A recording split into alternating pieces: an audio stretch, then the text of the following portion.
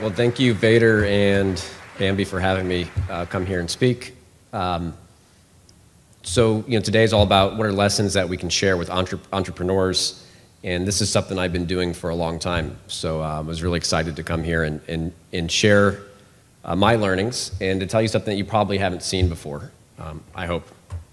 So just a little bit about my background. I've been doing this for a long time. So I started my first company when I was 15 years old in high school. I sold that company to Intermix Media. To my parents' dismay, I dropped out of high school. They were fortunately supportive and drove me to Connecticut from Missouri and supported me. Not financially, but emotionally. And over the last 18 years, I've been building companies. I've been fortunate to build 5 companies that have done almost $3 billion in revenue. 3 of those companies had successful exits, major sales. One of those was a very painful and humbling bankruptcy, and we learned a lot from it. Helped to take Intermix Media public in 1999, and then very quickly lived through the dot-com crash. And then over the years, from all these companies, have raised about $350 million. And then now I'm the world's worst venture partner at Crosscut, where I attend about 1 or 2 meetings a year, but I do help those guys on their e-commerce investments, and they haven't kicked me out yet, so I'm thankful. So, coming here and speaking to you guys really got me thinking about what's the connection and what have I learned from all of this. And my number one takeaway is that I've been really freaking lucky. And where I feel like I've been most lucky has been in the people that I've worked with. So one is I have a co-CEO that I've now worked with for 14 years. So that's longer than many marriages. It's longer than my marriage. And we are complete opposites. We actually spent the first year hating each other, and now we're before we started the company, and now we're best of friends. But we're very, very different people. But we found that, hey, we have a unique partnership that helps us create great companies. Also, I have a CTO and CIO that I've known for 17 years that I've taken from company to company to company. And now at JustFab, we have this incredible team that makes Don and I look good. And they are really incredible people. So most of our success, we owe to them. Some of our ideas were pretty spot on and some were not, but it was the team that helped us figure out how to get it there. Which got me thinking, how do you build a team besides just being lucky? Because I will say on it, we were just lucky in how we built our team. So you guys have heard this all when you go think about, hey, how do you make a successful company or how do you raise capital? And we tell this at Crosscut. There's really 4 dimensions. You got to have a great idea. The idea has to go hit a big market because it takes just as much work to do a small idea. It takes just as much work to do an idea that attacks a small market versus a big market. So you better pick a big market. And you better be good at executing, right? Because when you want to go raise your Series A, VCs, they want to see momentum and they want to see proof points. And they want to say, hey, they always say, we really invest in teams. But what do they mean? And why do they say we got to invest in teams? And of these dimensions, which are the most important? So to me, by far, the most important is your team.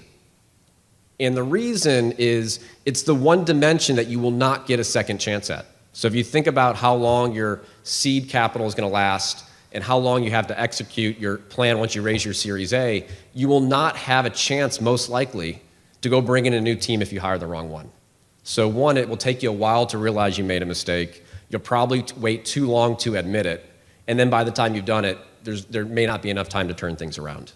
As opposed to, if your idea isn't perfect, hopefully your team's going to help you tweak it. Or if you're not going after the right market, you'll adjust your idea and go after a different market. So that's why team is so important, but it's also a really hard one just to get right. So how do you know you're working with the right people until you actually work with them?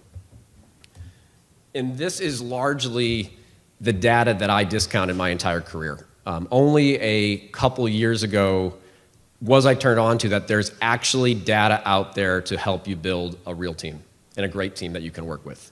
For the first 16 years of my career, I don't know if it was arrogance or not seeing it happen, but I did not believe that there was data to help you figure out who you should work with and how you should work with your team. So to give you a little bit of background, so what I'm going to tell you guys about today is the Harrison Assessment, which is something I really believe in. If I put you to sleep, I apologize on it, but it really is an incredible tool. But I want to tell you first how I came to it, which I am naturally incredibly skeptical of any sort of personality assessment or team building tool or assessment. At Intermix Media, I did the Myers-Briggs. How many people here have done the Myers-Briggs? Went through it. It was interesting, sort of a team building experience. Didn't find it super actionable, and certainly would never bring it to any of my companies in my view. The other view I always had was I did not believe in executive coaching. So my view is, hey, I'm going to pay somebody $250,000 and they're supposed to be the best. Why the hell do they need a coach? That's what I'm hiring them for, which is also wrong, and we'll get to that point. So we brought in a very forward-thinking head of HR, which she also renamed to the people team, and one of our key executives who was running a $200 million line of business for us got an executive coach. And in the first 3-4 weeks, I saw a real change in this individual that I did not think was possible. And when I took him to lunch and was talking to him about it and asking him what's changed, he said, I took this Harrison assessment and it opened up exactly my weaknesses and my strengths and I knew what to focus on. And I'm just sitting there thinking, oh man, this is ridiculous. This is what we're paying all this money for. So I immediately I didn't say that to him. I said, I'm glad to see the improvement and doing great. And then I immediately went back to my desk and said, okay, I want to take the same exact Harrison assessment from that coach so I can tell him what a waste of time and money he's delivering and think of all the reasons to poke holes in it. So he sent me the link, I took the test, and it looked something like this. So take these 8 sentences and rank them in order of how they describe you. So one of them has to be number 1, one of them has to be number 8, and it's a forced ranking. So it's really usually easy to pick number 1, it's really easy to pick number 8, but the 4, 5, and 6 get murky. And when I saw this, I'm like, oh, this is ridiculous. This is even worse than the Myers-Briggs. How can I fix someone with the question of, I like myself the way I am, I don't mind having to stand for long periods, I like fixing or repairing things. The questions seem absurd, and actually it takes about 20 minutes to take the assessment. It's a lot of questions like this. I was so happy when I was done, one, because it was only 20 minutes, and I could not wait to go have my coffee with this coach and let him know what I thought about it. Now, I did not see the results of the test. They went to him. So we went to our coffee, he handed me the paper, and from the moment I looked at it, and the more he walked me through it, I said, holy shit, this is exactly me. Even the parts that I didn't want to admit that I'm not good at, they were exactly my main weaknesses and my main fears. And I was pretty sold from day one. Now, since then, we have brought this out to the rest of our executive leadership team, and every person has said this is pretty spot on about who they are.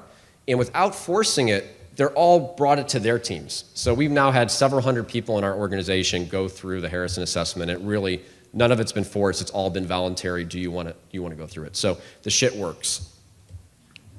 So I'm not smart enough, nor do I fully understand the science behind it, but it's backed in science. So the guy who created it has dual PhDs in mathematics and psychology.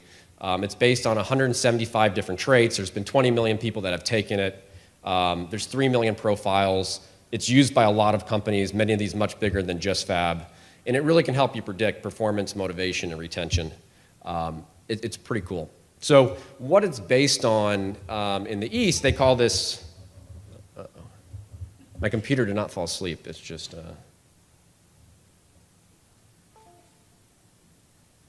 it's a PC with a Mac adapter, so it's high risk. Let's see here.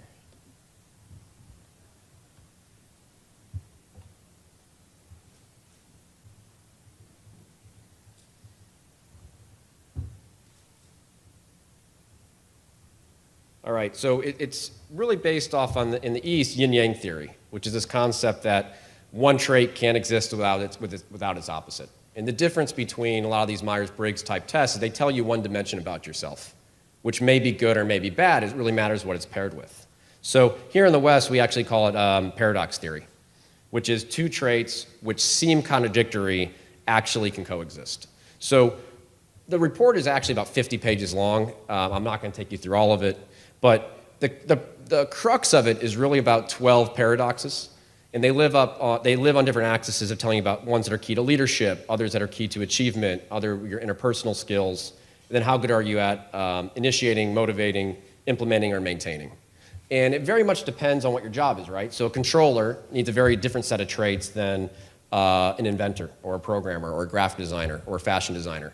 So good news is, even if you're not good at everything, there's probably a job that you are built for as a human being that you'll excel in. So what I really want to focus on now is 3 paradoxes which I feel like are very important to entrepreneurs. So the first is strategic acumen, which is a combination of optimism and analyzing pitfalls. So the way to read this is if you're a 1 to 3, you're a low, 4 to 6, you're mid-moderate, 7 to 9 is high, and if a 10, it actually means you're almost overcompensating. So you think being a 10 is good, but it's something you need to a little bit watch out for. So in this case, you have optimism, which is the paradoxes with analyzing pitfalls. So if you're not good at analyzing pitfalls, you're effectively a blind optimist. That's a real problem. Likewise, if you're not optimistic and but you're great at analyzing pitfalls, you're going to be incredibly skeptical. You're not going to want to do anything, and you're not going to be a lot of fun to be around. So what you really are trying for is you want to have a positive attitude about the future, but be mindful about when the difficulties that can arise when they're small and before they become big problems. So this is a trait that's really important for entrepreneurs. It's one that I'm fortunate to be pretty good at. Now, the thing to remember about this is these traits doesn't mean you're good or bad at it. It's a little bit your natural reservoir for that trait. So if you're high, so let's say you're a 7.5 or an 8 on optimism, what this means is your reservoir of optimism never depletes. And when it does, it quickly refills. So you can have a horrible day. You get sued. Your lead developer leaves. You got turned down for financing. Your product's a flop. And you wake up the next day and you say, today is going to be a great day. I'm going to fix all that shit and it's going to be awesome. So that's somebody who's high in optimism. So you could be a 3 or a 4 in optimism, and when that bad stuff happens to you, it might take you 2-3 weeks to get back to being yourself again. So as you can imagine, as an entrepreneur where a lot of bad stuff's going to happen, optimism is very important. So as you look at these traits, remember, they're not what you're good or bad at. It's what you naturally gravitate to and what you have energy to do. So another interesting trait, and one that I'm horrible at, is communication. And as a CEO, you got to be really good at communication. You need to lead your team. You need to talk to investors. And communication is really two different. This paradox is two traits. It's frank, which is the ability to be straightforward, direct, and to the point, and to be diplomatic, the tendency to state things in a tactful manner. So the way to read this halo is sort of where your natural behaviors lie. So half the time I'm blunt, half the time I just avoid communication. And when I get stressed, I actually shut people down by being overly blunt. It's not a great place to be. One is a couple interesting things have happened. So my entire management team, when they took this, the way they like to be communicated to is actually with frankness and bluntness. So somebody in our organization who wants to be spoke to with diplomacy just will not survive at JustFab because most of us don't have the skills to do it.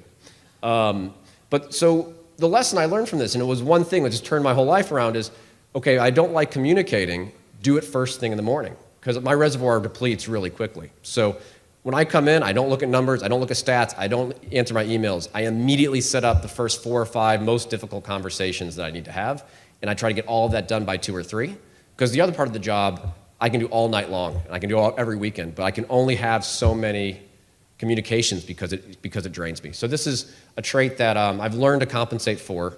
Now, the other way you can do this is by who do you bring onto your team. So Roxanne Lucas, who's actually going to be on the diversity panel later, so she's our head of HR, which is now the people team. Now, you can get by as a CEO not being great at communication if you work on it. You're not going to survive as the head of HR. So compared to me, she's high in frankness and diplomatic, so she's the forthright diplomat. So when she needs to, she can be blunt. When she needs to, she can be diplomatic and tactful and work through a lot of the people, work through how do we get the best out of our people. So you can sort of see how you can get offsetting team members to work through your weaknesses. Another dimension, which obviously is critical for new entrepreneurs, especially at the early stage, is innovation. So the key to invention is to have a focused determination while letting the imagination run wild. So there's two opposed, and this is what's so cool about this to me, the Harrison assessment, is if you're really great at experimenting, but you have no persistence, you're just never going to finish anything, right? You've seen those people that they sit in there in a meeting, they have 1 million ideas, but they come back next week and they got nothing done. They just have a list of another 1 million ideas. On the flip side, you know people who are really persistent, where they so much believe in their one idea and they don't like to experiment, they keep trying to make it work, though the data clearly is saying, hey, that idea is no good. So the ideal piece here is you want to be inventive, which is a combination of being persistent, but also being really good at experimenting. So just a quick story, and then I'll go to explain how this can help you guys hire the right teams and work together as a team. Is my wife finally got tired of me talking about the Harrison assessment at home and said, I just got to take this thing that you keep talking about. It sounds ridiculous, but maybe I'll understand it more if I take it. And I've been married to my wife for 11 years, so we figured we knew almost everything about each other. Now, what was a complete surprise to me, I knew that she was not the most optimistic person on the planet, but I've seen about 100 of these. I've never actually seen a 3 on optimism. So I found out that my wife is the least optimistic person that I've ever met, at least that's on a Harrison assessment, and she's very good at analyzing pitfalls, so she's naturally skeptical. So we decided to buy a new house, and it was a 1950s house that needs a ton of work. And as all the inspection reports were coming in, you know, hey, the plumbing needs to be completely replaced, and the roof is failing, and the solar system that heats the water is from the 70s and of course doesn't work. She actually had to say, like, why are we selling a perfectly good house, moving into a house where everything's broken? I can't even be on these inspection reports anymore.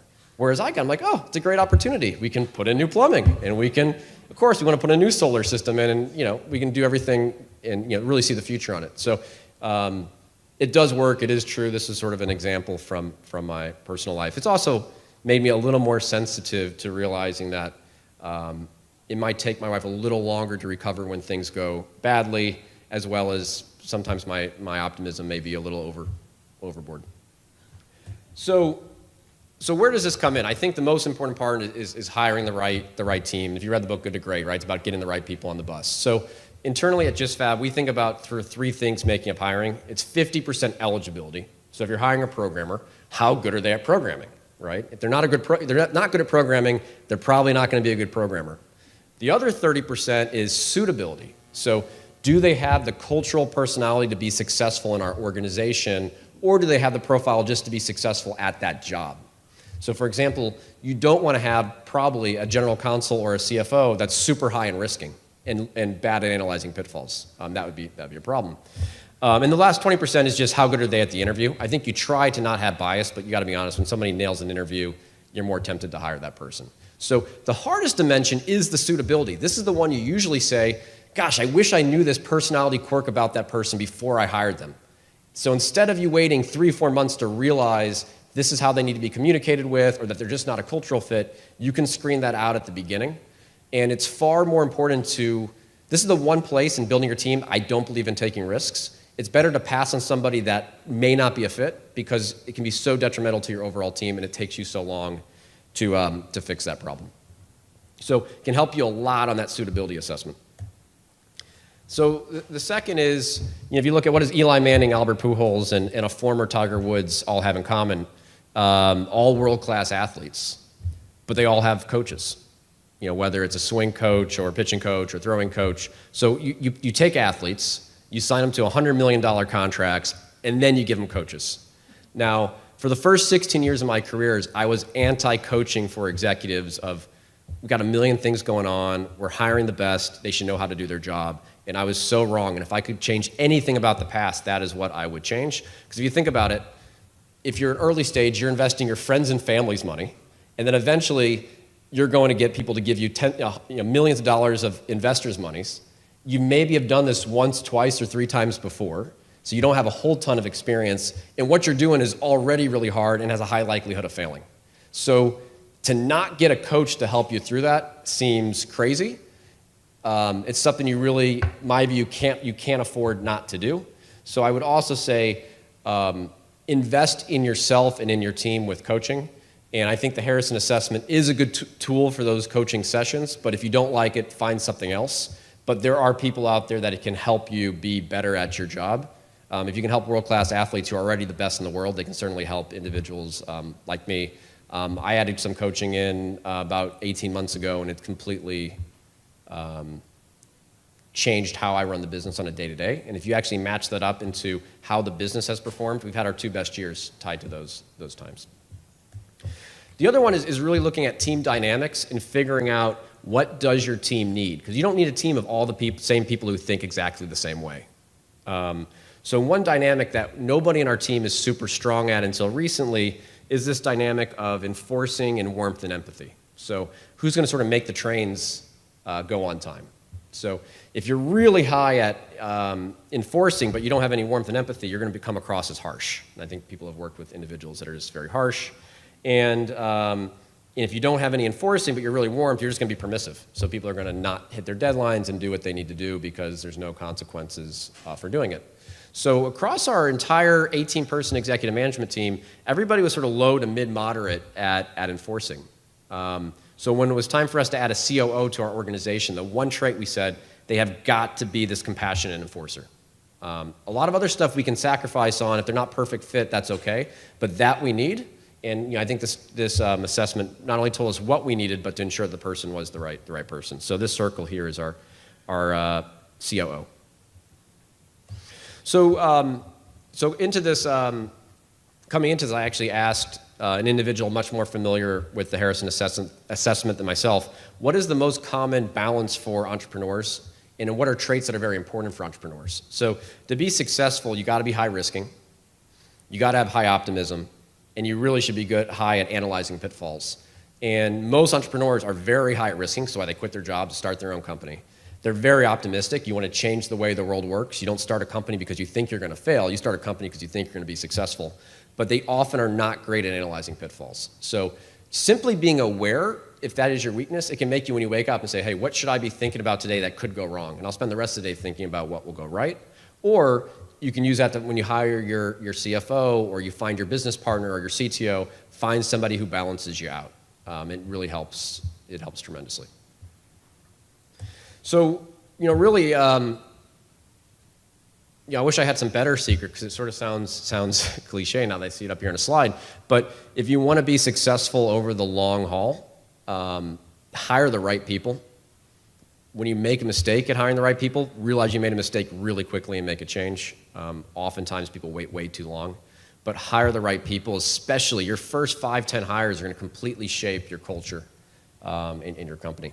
And then once you have those people, spend some time doing formal team building and learning how to operate as a team. Because everybody likes to communicate differently and work together differently. So I think that's a really important dynamic. Somebody can be crazy, like, hey, I'm going to really spend money on this, so I'm trying to decide which bills I'm going to pay. But you will never go wrong investing a little bit of money in yourself here. So that's the data I ignored for the first 16 years. Hopefully, I promise you the Harrison assessment people did not pay me to come up here and say it. But that's, my view is, get the data on people, use it. Thank you, guys.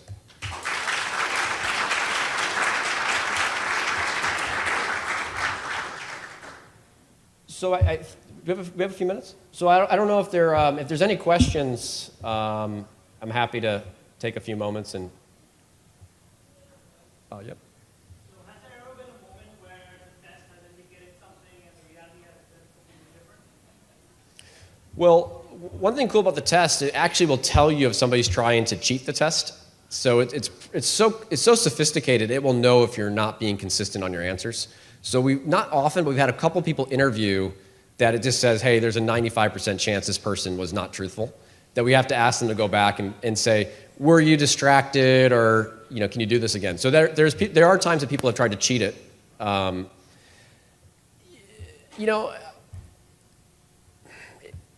think it's pretty spot on. I think it's sometimes a question of how much people are willing to acknowledge or believe it, but I've seen it be pretty accurate.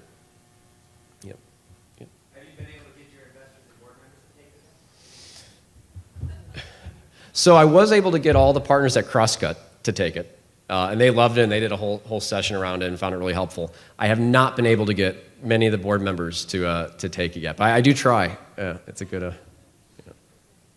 So yep. So you talked a lot about the importance of suitability.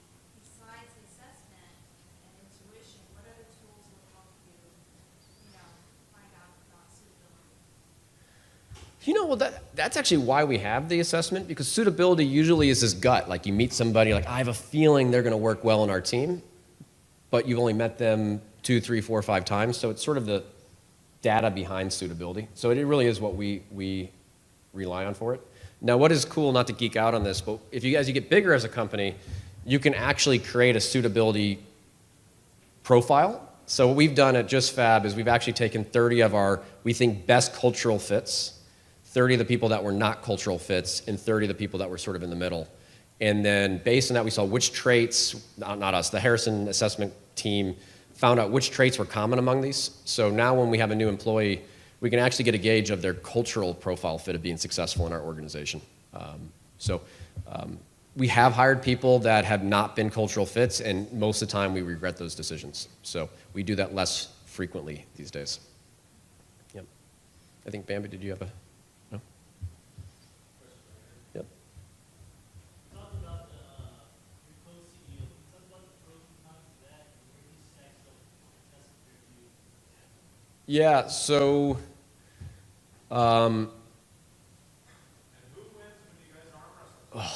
there's Brewer back there from.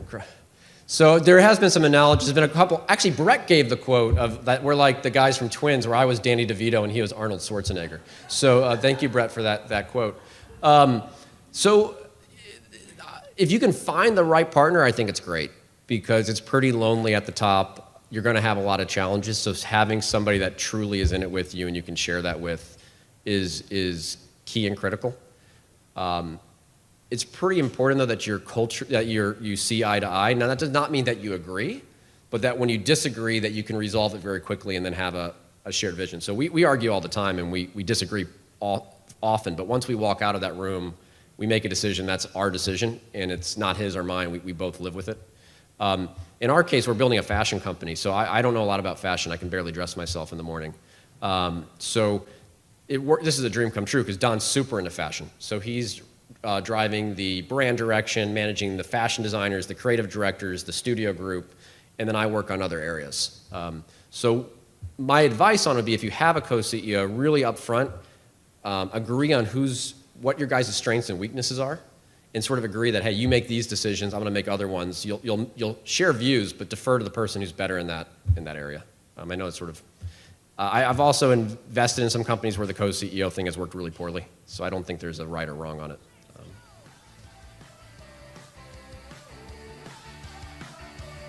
All right. Well, thank you guys very much.